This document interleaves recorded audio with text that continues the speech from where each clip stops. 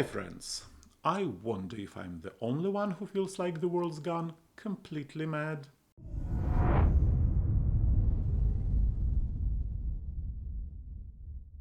London's scientific luminaries, led by tireless Dahlia Campbell, have finally invented something truly important for humanity: a Hangover sandwich.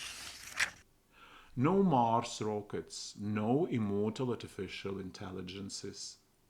Just fried vegetables, sardines, cheese, and rye bread. Now that's a real contribution to the future of civilization. According to the scientists, this survivor's sandwich not only lifts your mood but also makes you less irritable, cutting in half the chance of murdering your roommate for loudly crunching chips. Vitamins and antioxidants from the vegetables boost your immune system, though right now your liver needs it most, while the sardines omega 3s supposedly neutralize the byproducts of alcohol. In short, chemical warfare on a gastric level. Campbell claims the sandwich also stabilizes blood sugar. Excellent news. It means that you can not only survive but skip that fifth trip for for sugary soda. The culinary imagination didn't stop there. The anti-Hanover arsenal also includes a sandwich with avocado, tuna, sesame for those who want to suffer beautifully in true London style. Lean beef with fried beetroot and chili on spinach leaves for when you need to cue a hangover and feel like a retired rabbit at the same time.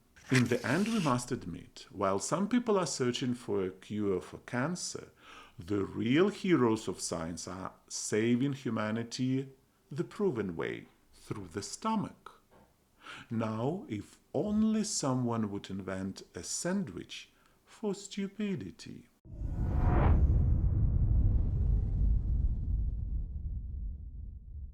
Many people still believe that microwave ovens are vitamin and mineral killers, turning food into a useless shell. But the truth is far less dramatic. A microwave oven doesn't destroy nutrients. In fact, in many cases, it preserves them better than traditional cooking methods. Any thermal processing, whether boiling, frying, or stewing, destroys some vitamins and minerals. This process is influenced by temperature, cooking time, the amount of water used, and the chemical properties of the nutrients themselves.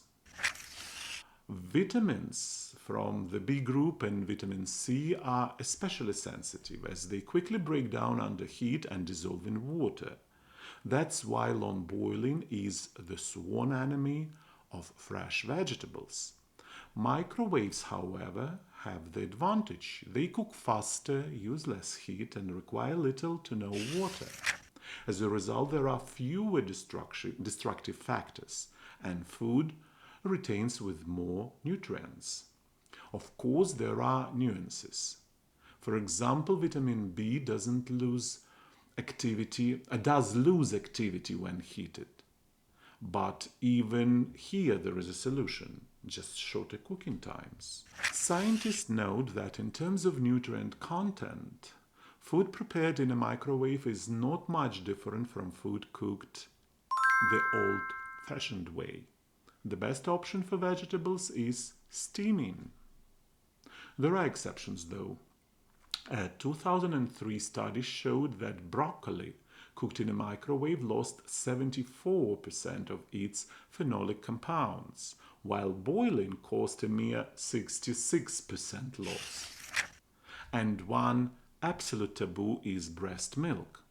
When heated in a microwave, it loses some of its antibacterial properties. In all other aspects, the microwave is not an enemy, but rather a helper.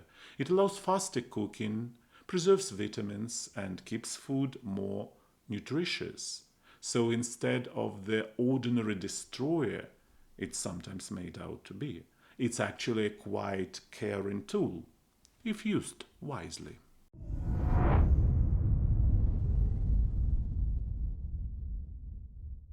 American researchers have once again surprised the world. This time they decided to play God and recreate a Bible scene in a dream. Not in Hollywood, not on Netflix, but in a laboratory at the University of California, Los Angeles. The subjects simply went to sleep and voila, an angel appeared, offered bread, and poured some water. Now that's what you call proper methodology. The secret of the trick lies in so-called lucid dreaming. That when you realize you're asleep but keep pretending everything is real, a bit like ordinary life, only without taxis and waiting lines at the clinic. 30 people took part in the experiment. For a month, they trained to leave their bodies, meet angels, and generally live in a rich afterlife without ever leaving their cozy beds. The result? 24 out of 30 participants reported that they really did manage to fly into the astral. Of those 30, 15 even met an angel. 9 were the luckiest of all. They got both an angel and a dinner. And the remaining 6 saw only the angel. Apparently they forgot to book the all-inclusive option. The scientists, keeping perfectly straight faces, concluded that many biblical miracles are nothing more than lucid dreams. In other words, the prophet Elijah most likely didn't receive bread from heavenly courier. Someone simply dreamed it, and by the same logic UFO encounters can be explained too. Not aliens visiting, but someone sleeping too enthusiastically after a binge of alien TV shows. The takeaway: with a couple of weeks of training, you too can acquire your very own guardian angel. No subscription fee, no church visit required.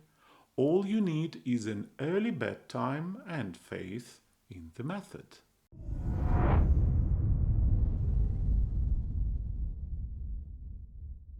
Our body reacts to alcohol as if it were poison and immediately begins to fight it. The key role is played by the enzyme alcohol dehydrogenase produced by our liver. It becomes active as soon as alcohol reaches the stomach lining. But the amount of this enzyme and the speed of its work vary from person to person. Sex, age, and genetics all play a role.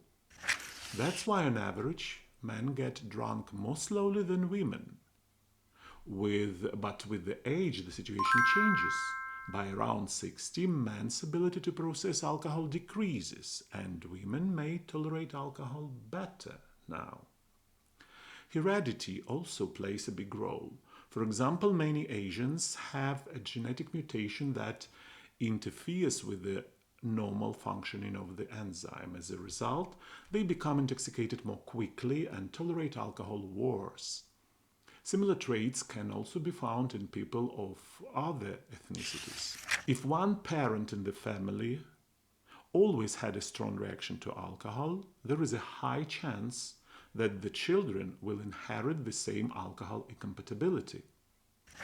It's often said that food soaks up alcohol, but that's a myth.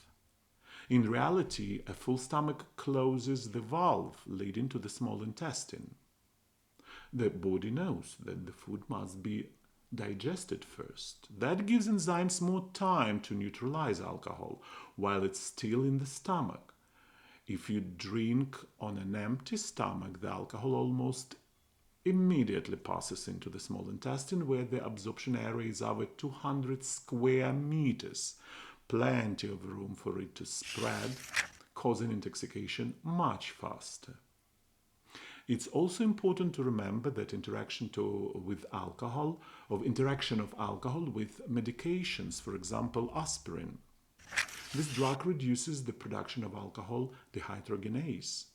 Studies from the 1990s showed that people who took a couple of aspirin tablets before drinking had blood alcohol levels 26% higher than those who skipped the medication. In the end, the way alcohol affects the body depends not only on the amount consumed, but also on your sex, age, genes, habits, and even what is in your stomach at the moment of drinking.